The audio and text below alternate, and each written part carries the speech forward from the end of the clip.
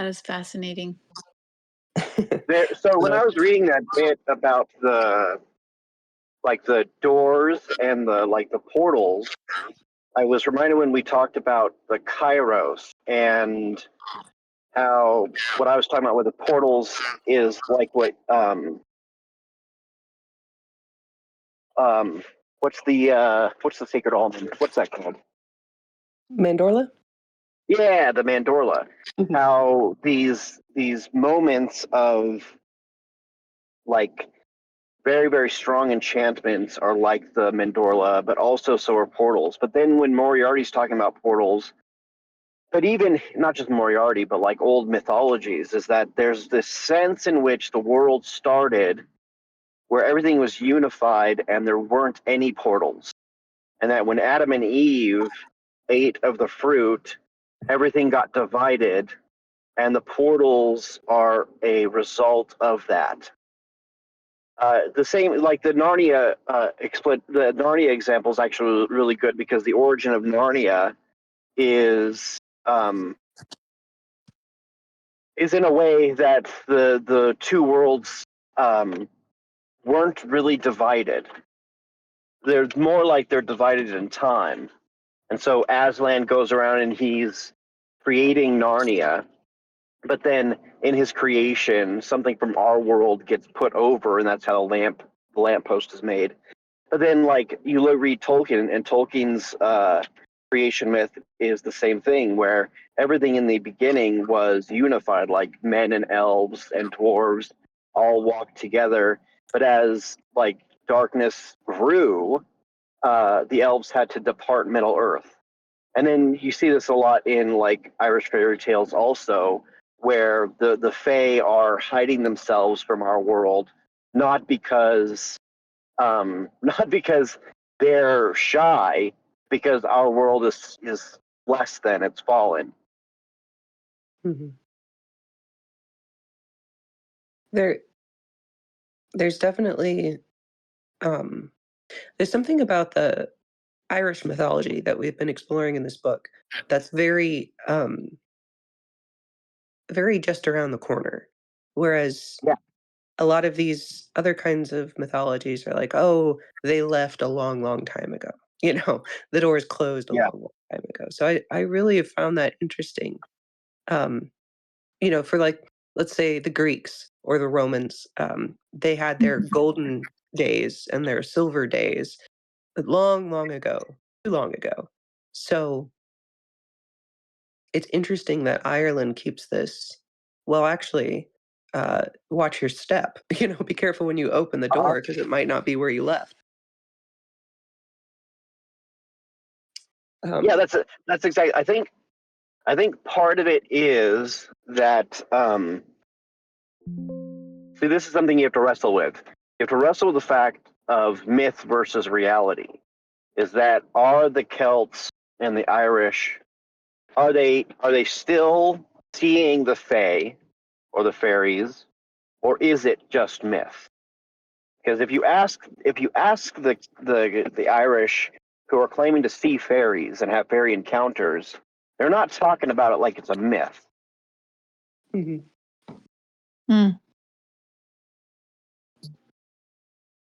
Well, that makes me want to go dig up some YouTube interviews. I'm sure they're out there. Yeah. Yeah.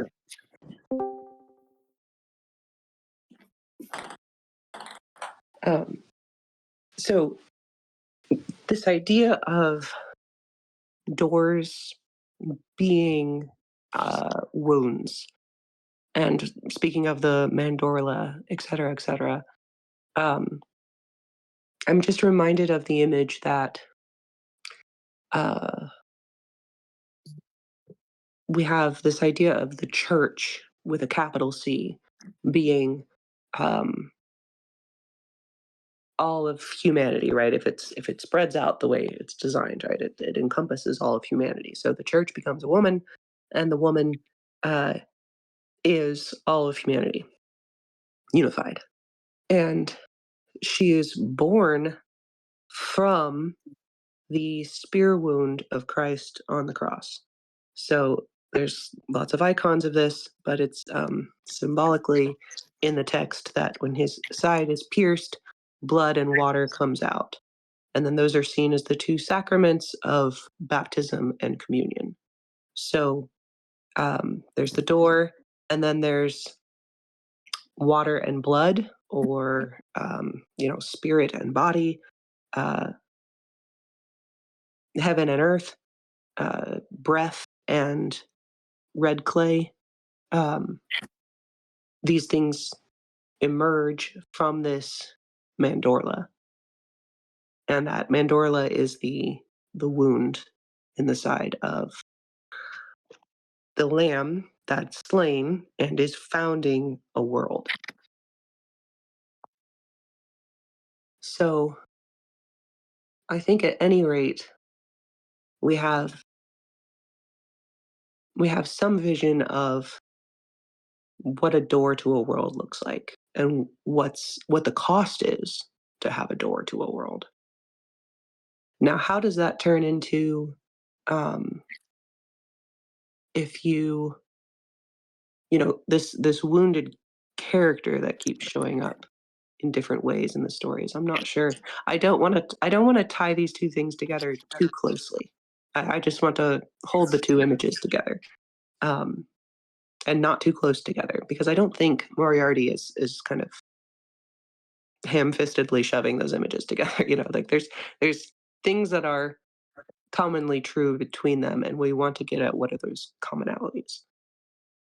Mm-hmm. So, all right. Well, does anyone have any other thoughts on this very twisty, turny, difficult to access a chapter on the songline of Greek Dreamtime? Yeah. Yeah, I got a lot out of it. So what I learned was, well, here's the test, if I can put it into words. And then I feel like it's so dense too. There was like each little part had a thing to it. But I think the overall thing I got from it was,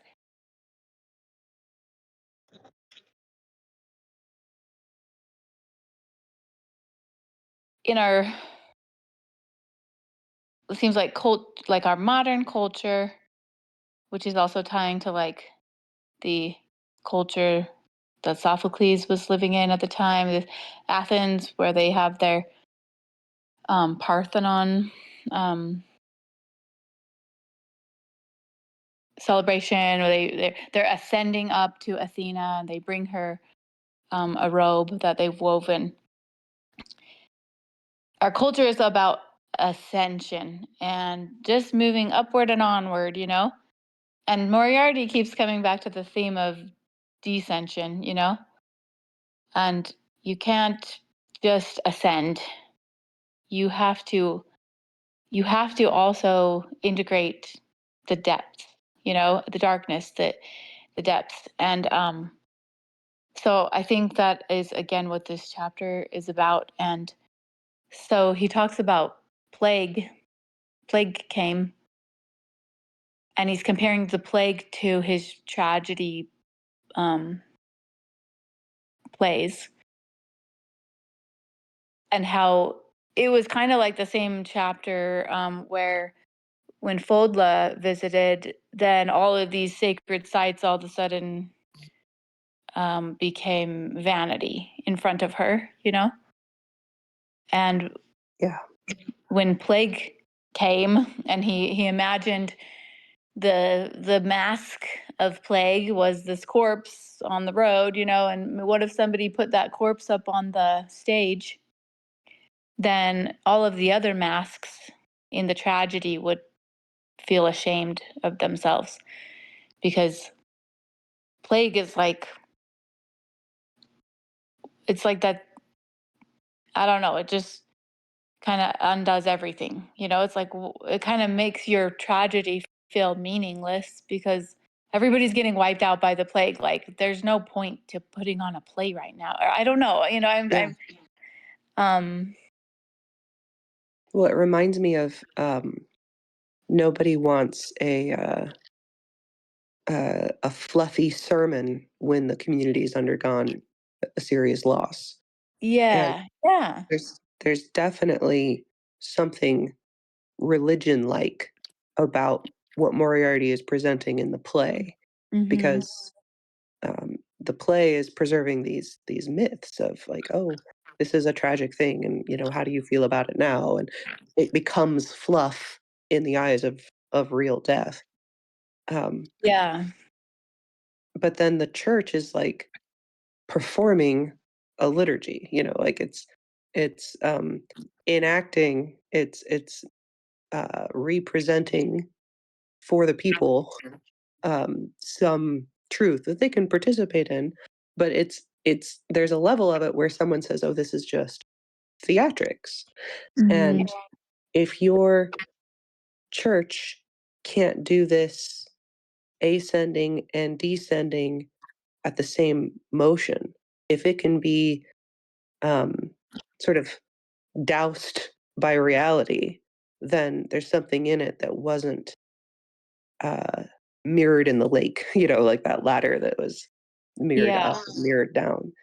Um, and that's probably a useful tool for seeing how real or valid something is does this idea carry me through hard times and lift me in good times? Yeah. But yeah, I agree, and go on. Um, well, yeah, so, um, to me, it seemed like he was wondering, whether his tragedies would hold like that, um, do they are they able to, like, um, hold the grief, or I guess be like a space for grieving.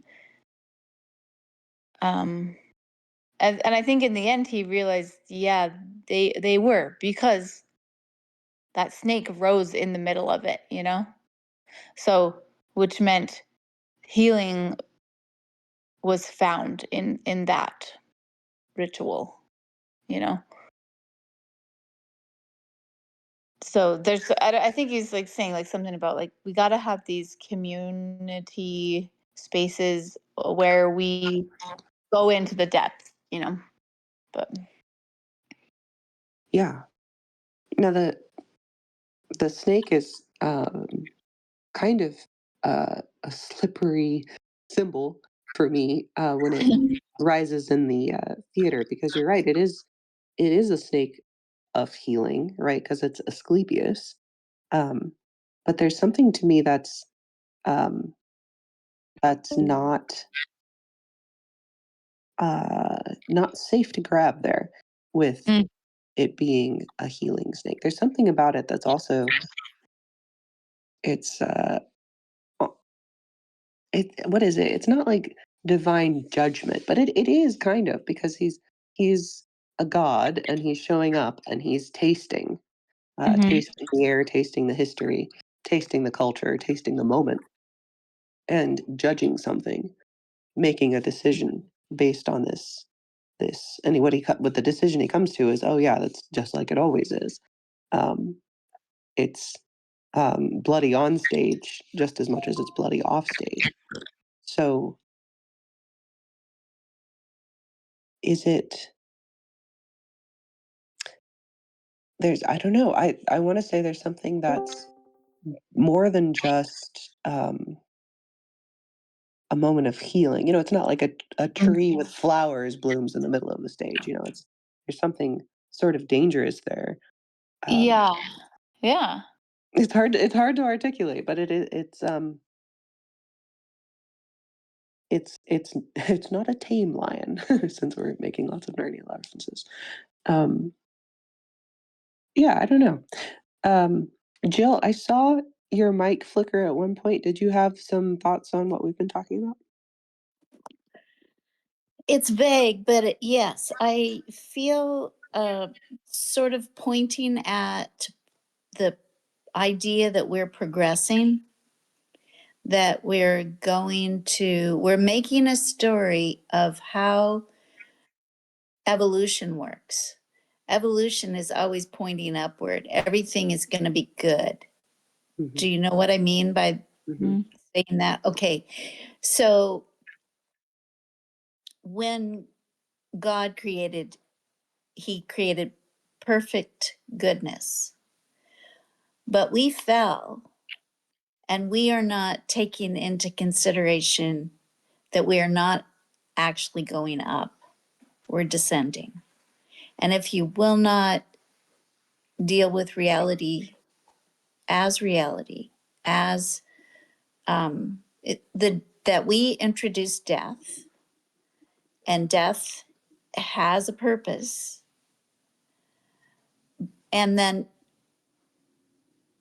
we are going to destroy our own story by trying to hold on to this happy thing that we're only getting better. Yeah. yeah.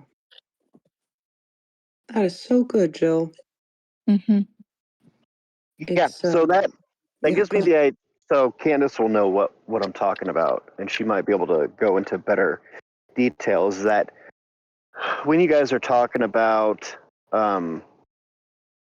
like how Moriarty is like setting the stage or the scene, uh, it seems like what he's doing is he's combating the glamour of the imagination.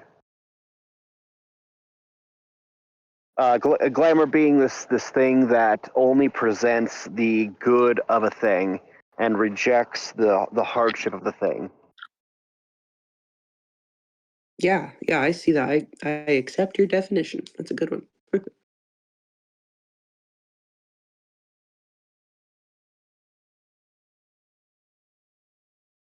So Yeah. our, it's like our societal narrative is critical for, participation in the play, participation for, uh,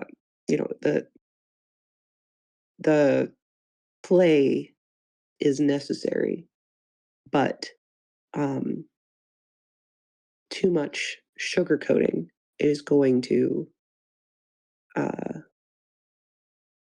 create blind spots that will come back as stumbling stones. Is that fair? Yeah. I think. I mean, it could be worse than stumbling stones, right? It could be like actual pitfalls, Hmm, like falling hmm, into a hole. hmm. Yeah, I think that's this idea of. So I'm gonna jump, and we'll come back. I promise, because there's a lot in this chapter to dig into. But I'm gonna jump momentarily to. There's a part where, okay, so it's in the chapter Ancient Sleep, which is very short. I think it was our last one for the week. And no, it was not. There was one more. Um, he talks about the Minotaur, and he says that this Minotaur, with its all its repressed uh,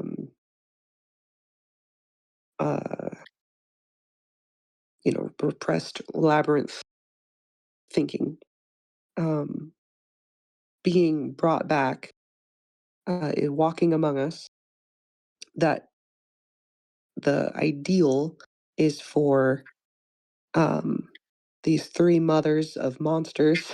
Well, two of them are mothers of monsters, and then he brings in Mary, and he has the Christ child put, adjacent to this idea. And he's like, oh, announce the good news. And to me, those were not images I like to see together. And I had to be uncomfortable and think about it for a moment. And I thought, well, I think what the good news is that uh, if we are able to continue with our um, sugar-coated, glamorous way, our religion, our cultural narrative, whatever it is, if we continue building this mountain for ourselves that's not actually built on the rock, that it's going to tumble, it's going to fall, it's going to be the end of the world. It will have to be. And the good news is, if this Foldla reality, this plague reality is recognized, then there's a chance that the rectifying can happen in this up and down motion at the same time that's going to stop us from building a rigid hierarchy that's going to trip as soon as possible. I'm afraid I'm mixing way too many metaphors in this image. So, did that land for anybody? Yeah. Yeah, but I'm processing. I have this phrase I've been using um, because I find it useful for myself, and I call it the horse-drawn church. And I'm thinking of horses as hierarchies, and um, the the horse carries the king, right? And then I'm thinking of the story, My Kingdom for a Horse, where because of a lack of attention to a horseshoe nail, the horseshoe falls off. The horse is carrying the king. The king is riding into battle. The horseshoe falls off. The horse falls. The king falls. The army sees its king falls and flees, and then the whole kingdom is lost. So he says, a horse, my kingdom for a horse." So horses are these vehicles of hierarchies, and Mm. if they are not maintained, or um, if any one of the four legs is not properly supported, properly touching the earth, then it will buck the rider. And what always makes the horse buck? It's always a snake. Um, Mhm. in the Bible, it's Mhm. Dan shall be a serpent by the way, an adder by the path that bites at the horse's heel, and the rider shall fall backwards. And then in Chinese mythology, in the story of the great race and the zodiac, um, the horse is galloping to get to the finish line, and a snake has wrapped around its leg to hitch a ride because the snake knows it can't go fast on its own. And so it gets to the water's edge, and the snake doesn't want to be drowned, so it comes off of the horse's heel, and it will be able to swim very well across the river. But the horse sees the snake and rears, and because of that, it loses time and does not finish well um, in the order of the race. So horses, right? They're this image of a rigid hierarchy that is very vulnerable um, at each one of its hooves to Mm. snakes and to missing horseshoe nails. So if you have a horse-drawn church, um, you have a hierarchy that's being pulled along by something that uh, has to be shoed well. And if it doesn't, it's going to rear, it's going to tip the whole church over. Hmm. Now, in the Bible, there's an image of an ox-drawn cart that's pulling the Ark of the Covenant on it. And the idea is that the Ark of the Covenant has been carried off by the bad guys, and to send it back, they're afraid to touch it. So they have it hooked up to this cart, and they put oxen to carry it, and well, actually, they're female cows, and their young calves are taken away. And you would think that they would turn and go to their calves, but instead they're driven on towards, um, towards the Israelites. So it's like um, a creature that is driven by instinct, or miraculously driven by an instinct from above. Um, so this Minotaur image, this cow horned thing that keeps showing up in all of Mhm. these chapters, I see it as divine ground that is movement we should pay attention to, especially if we're used to our horse-drawn religions that are vulnerable to um, the kinds of things that rigid hierarchies, fragile hierarchies can fall prey to. So that was a long detour on my own personal, in my I own love personal that. thoughts. But that image has been really helpful for this book specifically. So that's why I'm taking the time to spell it out. Yeah, thank you. Oh, I love it. Well, thank you, thank you. I I- appreciate Oh, it go ahead. too. I really do. Thank you. I did have a kind of clarity Yeah. because I've heard you talk, and we've been dealing with the difference between donkeys and horses, Hmm. and the comedic, humorous thing that humility ends up being for our entrance into the holy city. Hmm. And so having it clarified, you realize that it's something to do with the will to power. Yeah. Yeah, well, it's where it's the direction of the driver. So the thing about donkeys is that um, I went to a living history museum in Bethlehem called like First Century Village, I think is what it's called. And the tour guide there told us that ancient cities were developed around donkey paths, that they would let the donkeys figure out how they wanted to traverse an area, and then those would become the roads. So it's very much a listening to the earth kind of thing. And then, donkeys are notoriously stubborn. They also live out in the wild quite comfortably. These wild donkeys were a common sight in the desert. So you can have your beast of burden, but then they're fine if they're on their own. Um, then another layer to add to this, so they're instinctual, they're grounded to the earth. Um, the the donkey knows the way, and that's opposite, right? So when you are riding a horse, it's the driver telling the horse where to go. This is the opposite. This is the donkey, and you're not riding the donkey usually. Now, if you are riding the donkey, there's different things going on in the story, right?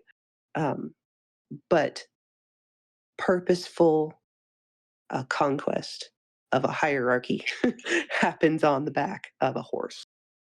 Um, so now let's add to this the idea of a mule, right, which is a donkey horse hybrid. Is it getting its direction from above or below? Well, it's very strong, but it's also very stubborn, and it can be tasked more easily than a donkey, but it is it's not a horse, right?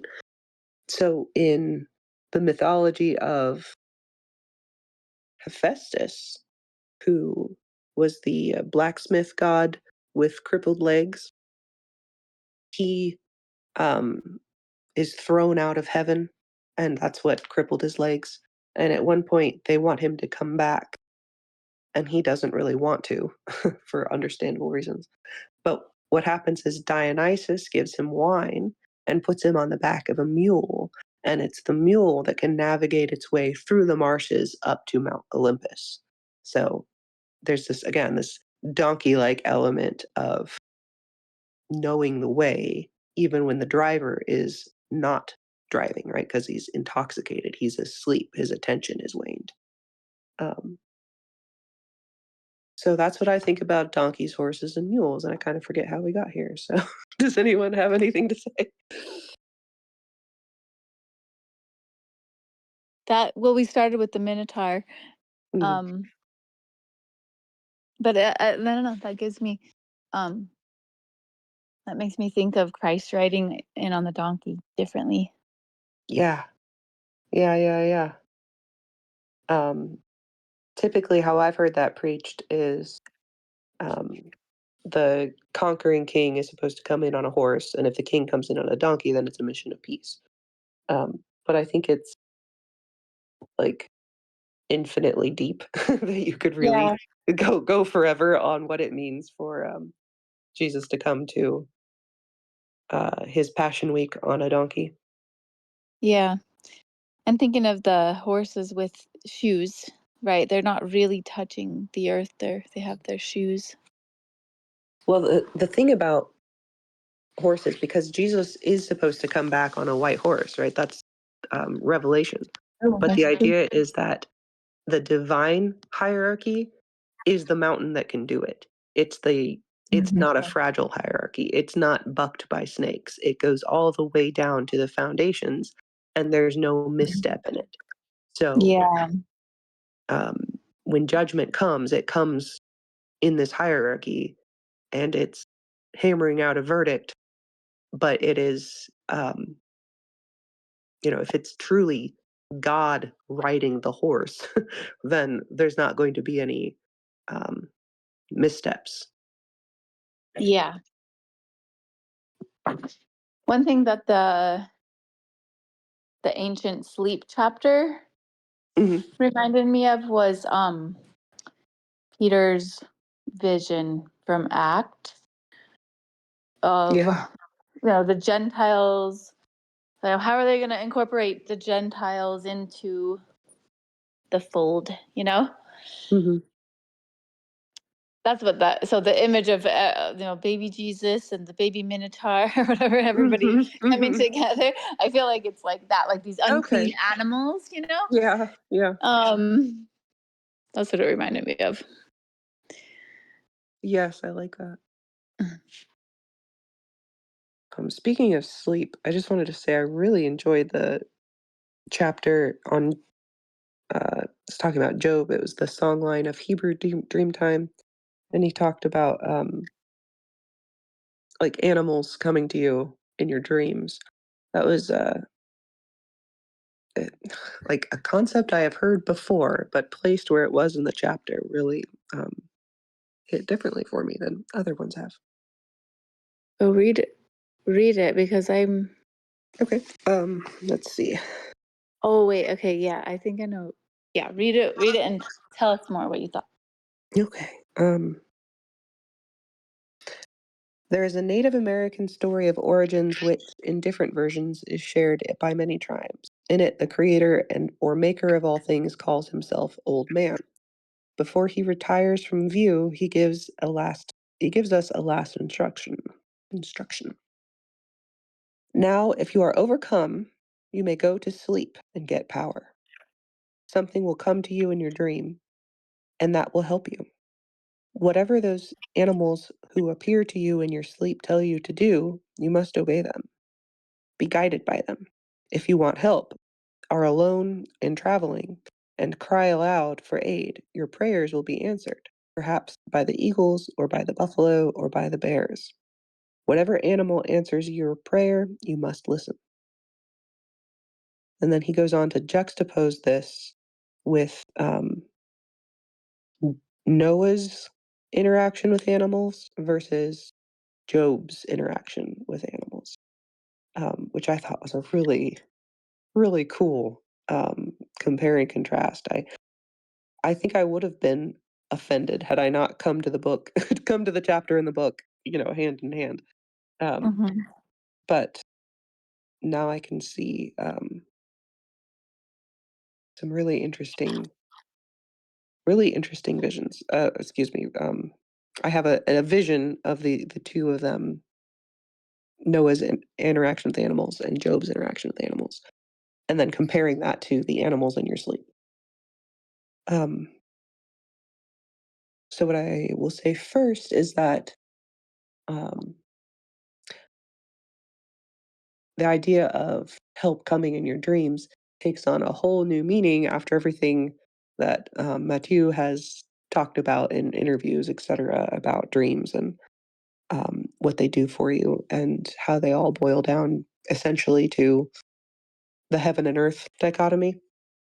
And this is a kind of listening to the earth, listening to the animals in your dream, listening to the body to give you some direction. And it's that, donkey listening to the earth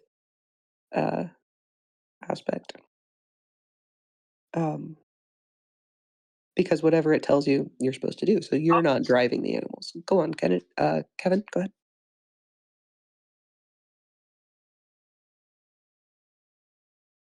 Go ahead.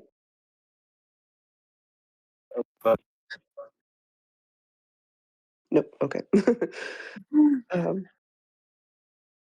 And then I guess the other thing I was going to say about Noah's animals versus Job's animals, which, to refresh us, Noah is told, replenish the earth, and the fear of you and the dread of you shall be on every beast of the earth, upon the fowl of the air, upon all that moves on the earth, and upon all the fishes of the sea. Into your hand they are delivered. And then you contrast that with Job's, the beast of the field shall be at peace with you. So what does that mean, right? You don't want a lion to think that you're a convenient snack in his refrigerator, right? Like you want the lion to be afraid of you. But then there's this division, maybe. Maybe this is that unity versus multiplicity thing that we were talking about earlier. That in these ancient mythologies, everyone was together, and then there was a separating. The elves went off, or the fairies aren't with us anymore.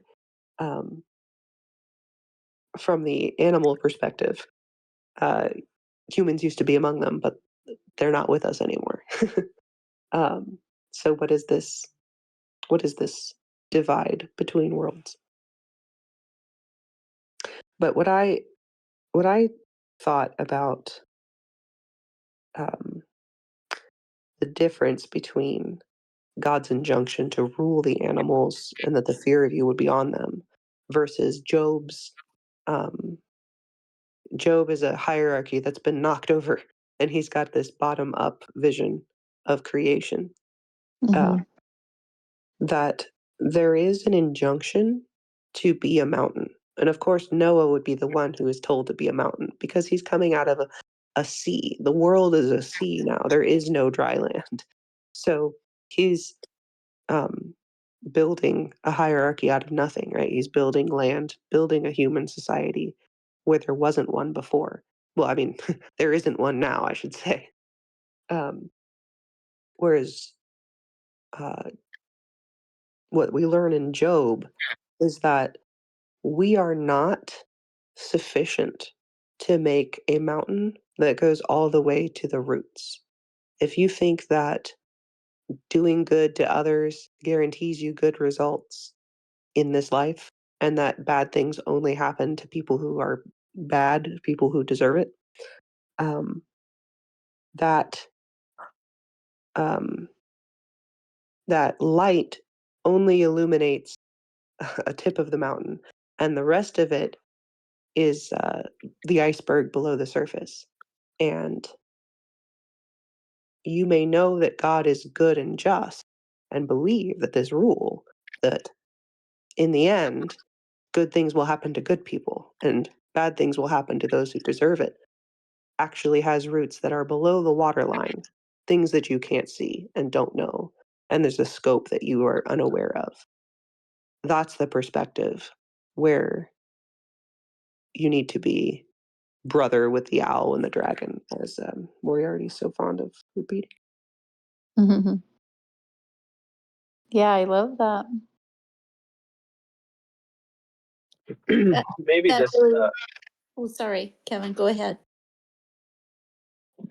maybe this fits here. I was looking yesterday at the this pile of sulfur in the ports. I'm in a port city, so Yeah. they have these giant piles of raw materials that are being shipped around and stuff, and I was noticing that it was sort of I was thinking about it's raining, so like it must be okay that the rain falls on it, and and I'm like, okay, so it's actually being shaped by the rain. um, its verticalness is being sort of it's being made, it's the shape of it is being optimized. you know Yeah. it's equally as vertical as it is horizontal now. And I was thinking about how sort of everything in nature is shaped by the chaotic forces of nature, and is being shaped towards its most optimal form. Even a bird, the form of a bird is being shaped by the chaos that it encounters over you know billions of generations, possibly, and everything else, so that it's not too much and not too little of this or that. And I think there's a way that our souls are shaped by um, sin. Sin is always crouching at your doorstep. I think of that. Chaos is always poised to enter into your life if you um, allow an opening, if you don't prepare. And but the difference is that in nature, everything is sort of natural, and it's not fake. It's all just responding honestly to the forces at hand, and striving for life. But in the human world, we have all of these fraudulent things, these deceptions, and things like that, where we can sort of try to take from the good to serve ourselves. We can become selfish, and then in order to do that, we pretend that we're good. We pretend that we're serving life. We lie to ourselves, right? In doing this, we're actually disconnecting ourselves from the source of life. But if we were more honest, more patient, more humble, uh, then the natural forces, the trials that we encounter would shape us towards the form that we're supposed to be, towards the optimal form. And if you can see it that way, you can see how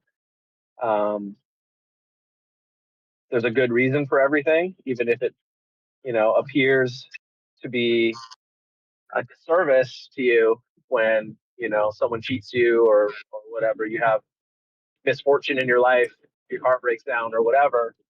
um, this is actually, if you approach it with humility and good faith, then this actually, everything is a part of serving the good and shaping things towards their optimal purpose. But it may not be that we can see how, right? But there's something about when I respond with anger to a problem that I face, that's showing me how there's a flaw in my soul where sin is able to enter. I don't have integrity, and really everything contributes to the good, but we have to have faith that there's a good reason for everything, that it does do that. Otherwise, we start, um, you know, having passion for things that lead to spiritual death, basically, right? We start connecting to death and disconnecting from life. I love that. That was great. I really love this idea that we're being shaped one way or another. Actually, I was just talking to Jill about that C.S. Lewis quote that we're all helping each other towards one or the other shape of something near angelic or something near demonic. And yeah, I love that, Kevin. That was great. I do have to get going, and I'm sorry because I really am enjoying this conversation. But hopefully I will catch it in the recording. So feel free to continue chatting, and I will catch you guys later. We'll try to keep a candle lit for you, Anna. What was that? I didn't hear that. Keep a candle lit for you. Thank you. All right, we'll see you guys. See ya.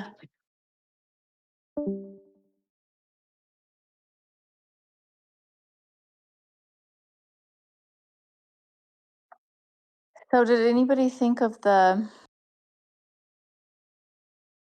question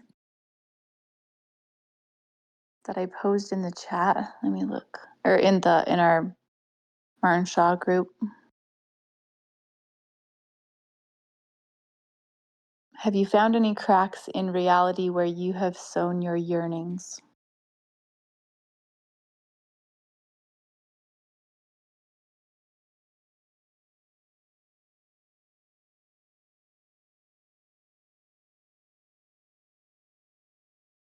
For me, I think that's what stories are. Mm-hmm.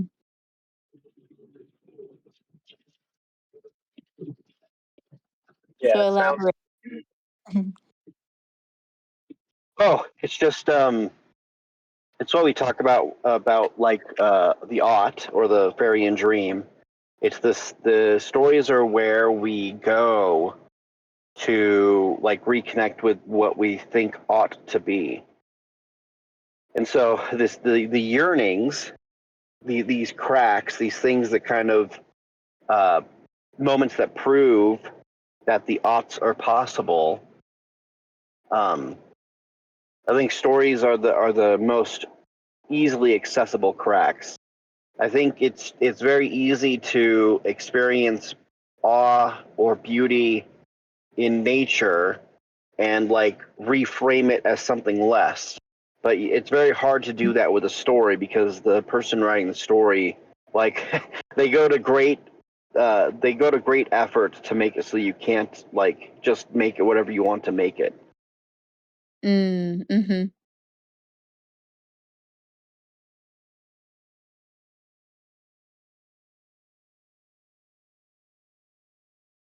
I like it. I'm trying to find that part in the book that he said it. Oh yeah. Are there cracks in reality?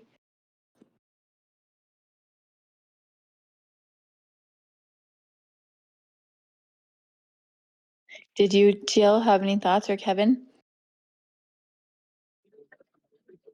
Yeah, I like the crack idea. The gap between what is and what ought to be. It's a place where you can go deeper. It's darker and deeper, but that's where seeds have space to grow, and well, they're sheltered from uh,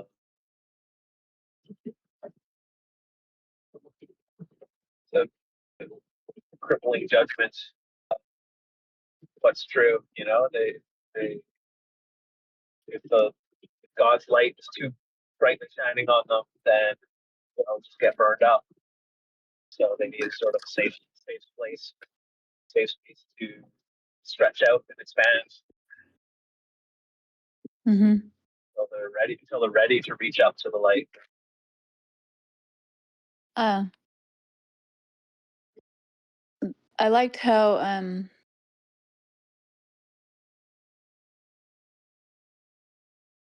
well, yeah, like what you were just saying, and then what Moriarty was saying, hiding your yearning in like a dark crack in reality. It seems like he's like this idea of grief that deepens you and widens you, you know? The darkness can expand your soul. It doesn't have to just like crush your dreams, you know?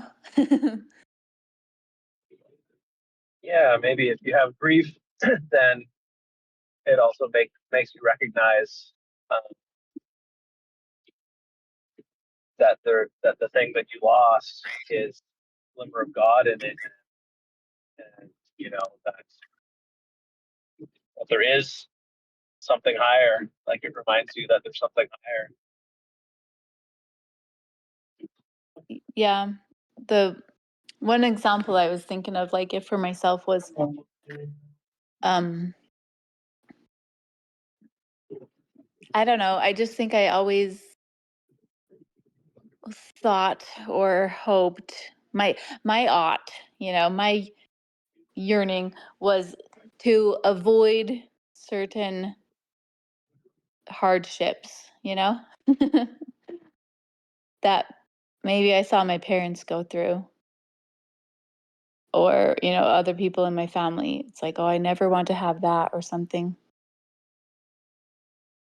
You know, and I just thought I'd be able to skip by without having to go through those things, but it's like now they are facing me, you know? And it's like I have to face this darkness that I thought would be better if I could have just avoid it, you know? But Whatever. say that I what? Go ahead. Go ahead. Oh. Um but yeah, but now it's like, well, no, this is the reality of the situation, and you're not going to get around reality. You have to face it. And you know, I'm sorry that was your worst fear, but here it is, you know. And so, but yeah, it's like, so now what do you do with it? But it can be something that um well, so I guess that's what I meant by the second part of my comment. It's like now it's reshaping my ought, you know, and my yearnings. I think sometimes when you're faced with the reality of things, with reality, it's like, okay, yeah, my ought was not in line with reality, you know? Does that make sense? Or it was just misinterpreted because there was something underneath the yearning that and this happens a lot with a lot of people, is that they look at their oughts and their longings and yearnings, and they don't go a step before. So, like the idea of, well, I don't want to go through that. The longing isn't to not have to go through it, but I think the longing is actually that the longing is to be strong enough to be able to go through it. It's Yeah. the opposite of longing is to fail the trial. Like, Mm-hmm. I was thinking about my words. Yeah. So like, what Moriarty is pointing to with Dreamtime, and what people talk about with stories, is that getting in touch with this Dreamtime is another way um to equip yourself. This is what he's talking about with grief, is that um like going into the grief rather than going past it. Yeah. It's a better way of doing it. Yeah. Yeah, I agree. That's what he's saying. And if you don't, then you become like the woman who she tried to go past it. She wanted to just go to the heights, but then she was height injured, as she put it, you know? Yeah, yeah. But I mean, that's the exact same thing with these portals and wounds. Is the portal is something that you can go into, but if you pass it, the reality of the hardship is going to come, and you pass the opportunity to prepare yourself for it. Yeah.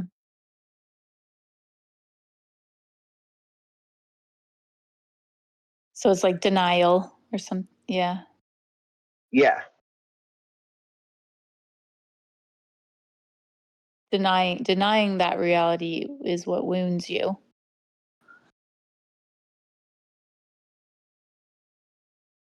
yeah.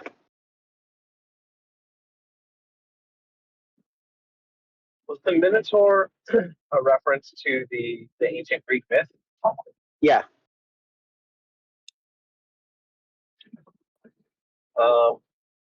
Came up in a discussion recently. All Forget who else. synchronicities. Yeah, but very interesting that he kept a string attached to him, rope attached to him, and I think that's like remembering your purpose. You're going out into the chaos uh, to bring back the treasure, to bring back a foreign perspective that loves you, or something like that. Bring back something habitable order from the chaos, and you're staying connected to the good, to the highest image. And I wonder if there's a bait and hook image there too. You're facing the Minotaur, just sort of facing the monstrous, the foreigner, right? But there's something good, foreigner, bring back, but you have to remember where you came from in order to be able to come back, or else, go out into the. It's easy to get consumed by the earthly passions for the sirens to make you forget your mission. Yeah, that's related to what Moriarty talked about earlier on with the guy. Was it himself? It was either himself or he was telling a story about a guy who goes into the dream time, and he's got a bucket, an empty bucket, but he's looking for water, and then he goes down the well, and while he's in the well, he looks up and sees the stars, and he completely forgets to get water. Yeah. This is also related to what I posted in the Tree of Knowledge forum, where Matthew was talking about the Nephilim. Is that you can go into these spaces and have no direction or no point, or at least not be attached to the point and easily distracted, and then you get consumed in the process and kind of get sucked up, and then you end up missing your chance to fulfill the objective. Mm. I'm not too sharp on the red cord, but I wonder if that rope is like a red cord. And also, forgot the story of the Minotaur. I asked AI about it, what he achieved by going into death, by risking death, or by not by fearing something worse than death. He's fears that his descendants will be slaves, something like that. Uh, by facing that monster, he he frees Athens from the rule of an arbitrary ruler, and they no longer have to send tributes, sacrifices to death, like sort of defeated death by going into death or something like that. Mm.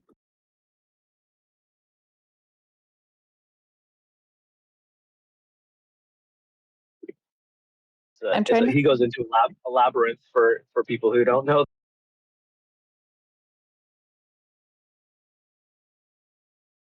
I don't know the story of the Minotaur like too well, but I thought he was trapped in there, and then other people went in with the cords to help them get out.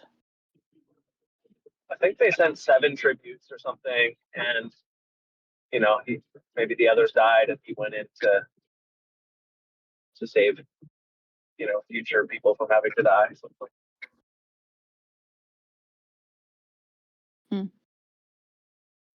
I was thinking that the Minotaur is the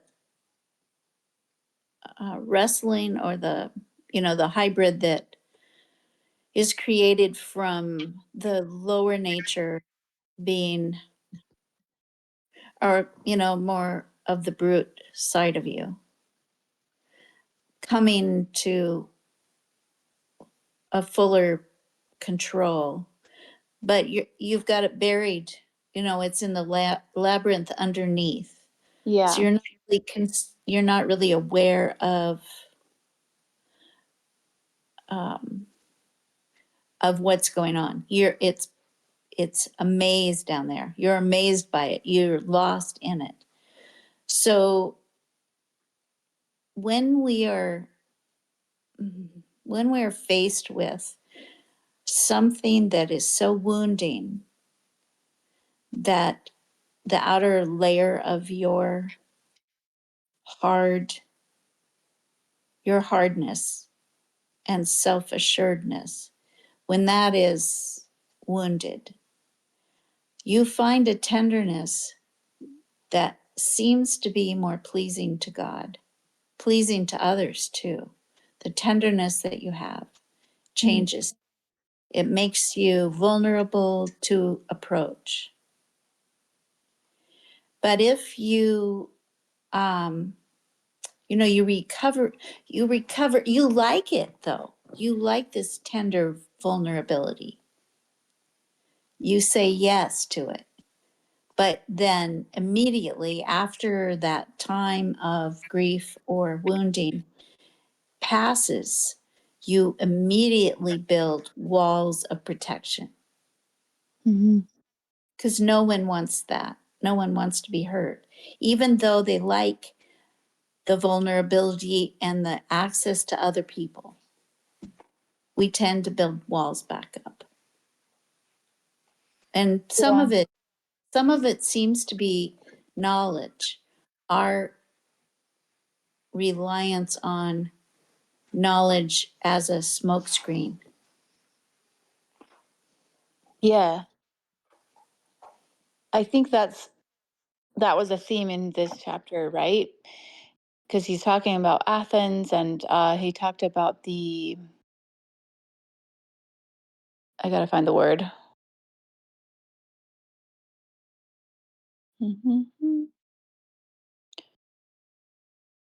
It,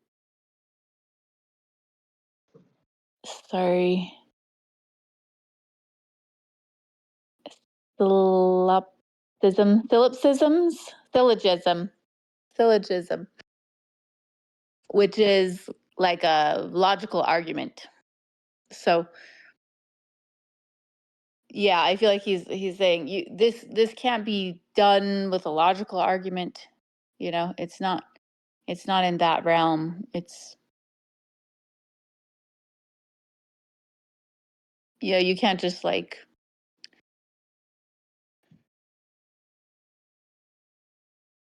get it. It's not like head stuff. It's like body stuff. Yeah, no, I mean, yeah, because that's what, like, what he's pointing to is the wide range of life experiences. Whenever you experience something, you can't limit it to one or the other parts of yourself. You have to take into account all of the experience.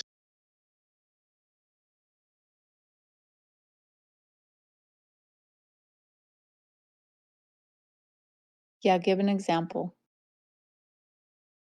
Okay, I mean, let's use the well again. I mean, it's a really good story for most of what Moriarty's been talking about. Is that when you experience a thirst, and you have the thing that can contain what's going to cure your thirst, which is the bucket, and you know where to get the water from.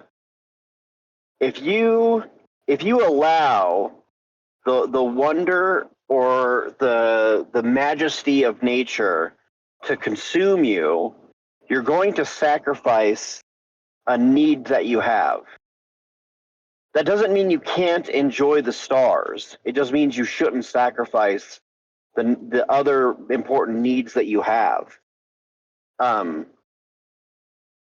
So, like, if we look at like going into dream time, if you go into dream time and you like grief, let's do grief again, and all you're doing is experiencing grief, but you're not looking for a way to incorporate the grief to make. I'm trying to think about how to say this.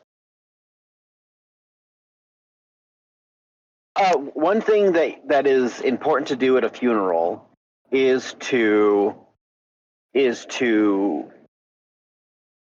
deal with the emotional stress of the loss, but not stay there forever. The goal of the funeral is to have closure in a healthy way. If you don't have the funeral at all, you're never going to have an opportunity to have that closure. But if the funeral never ends, that's also not healthy. Yeah.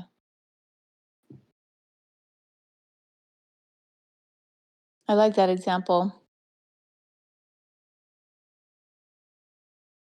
I had a relative, well, my aunt and uncle, they had a son die and they didn't ever have a funeral for him. So my cousin, but then a couple years later, their daughter died, and then they had a funeral for both of them, and it was like, I don't know, it was the floodgates opened, for, I think it was just like the blow that they knew they needed to grieve. It's like, I don't think they grieved their son.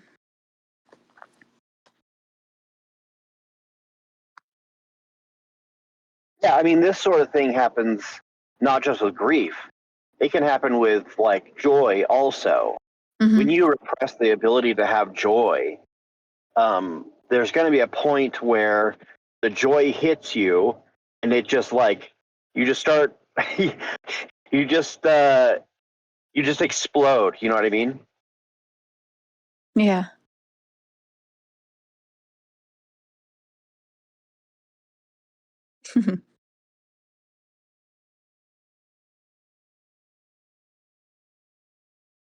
I want to hear more about that, Tommy.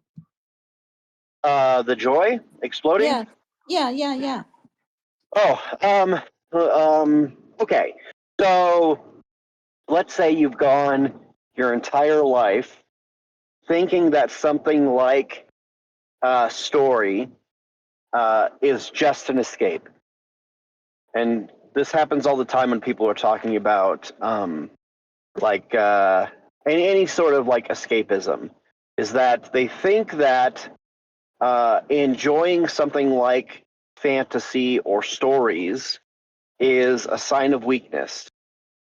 But as soon as they get hit with a story that they find to be absolutely true, they they begin going back through their life at all the stories that they looked over, and then they just have this like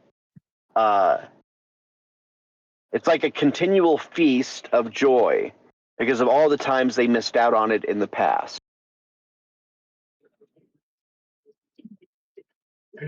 Cornucopia. Hmm. I had that experience. Cornucopia is a really good one. Yeah. I actually had that experience this year. You know, over the last 10 years, I became convinced that, the Christian myth is the true myth. And and then it caused me to have a second look at Christmas and even Santa Claus. And I was able to come to the understanding that it's all about bringing hope to the hopeless, bringing a glimmer of something higher, you know, to someone that needs it, someone that is in despair or despondent, showing them that, Peterson talks about sometimes he'll have a client come to him, a psychology patient, and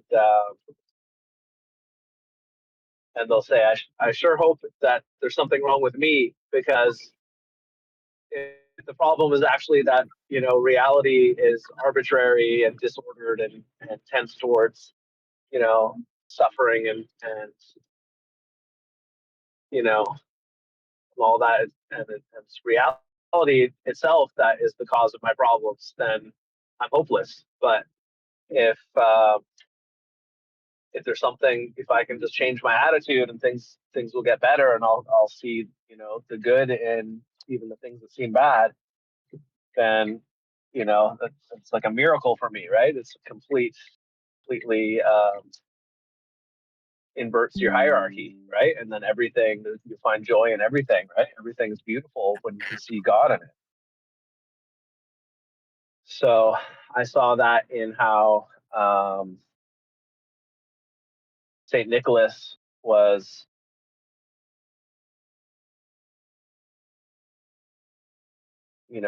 giving to the family that had their their fortune wiped out, their prospects for the future had completely dashed, and he saw what they needed and gave them what they needed, but didn't take credit for it. He's saying, well, it's not me anyway. Like, I'm just serving God. I'm, glory to God. And it's also saying that someone you can't see loves you. Is That's the message of Christmas, right? You are loved by the unseen. I don't know how to close that, but that's I love that. so once you connect with that, you're like, oh, Christmas becomes so much more rich, right? And you can see the goodness in your parents when your parents were giving you a gift and not taking credit for it. You can see the beauty in that. Although I think it's much different when you're giving it to someone that already kind of has too much, like we are in the modern day. Your kid has 1,000 toys, and now here's 1,001st. Your 1,000th toy is not. It doesn't feel like such a miracle. But if it's that one thing that you needed to feel complete, or to make things in your life work the way they're supposed to, and maybe no one even know that you needed it. No one, you thought no one knew that you needed it, and then it just came at the exact time you needed it, and you were about to give up. And that's a beautiful thing.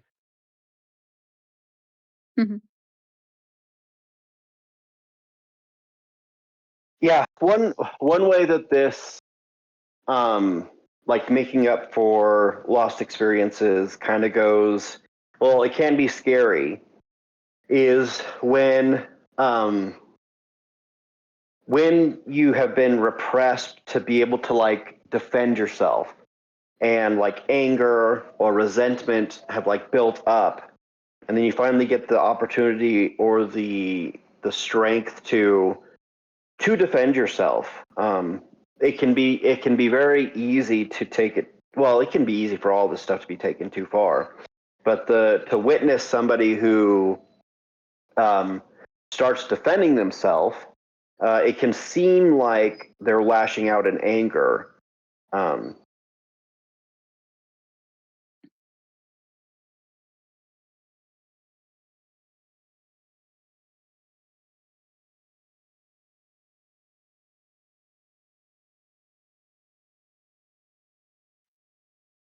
I gotta drop out for a few. Yeah, I've got to go too. Okay. We can This was good. be done. Yeah, thanks everybody. Okay. Good to see All y'all. right. Yep, I'll see you. Okay, bye.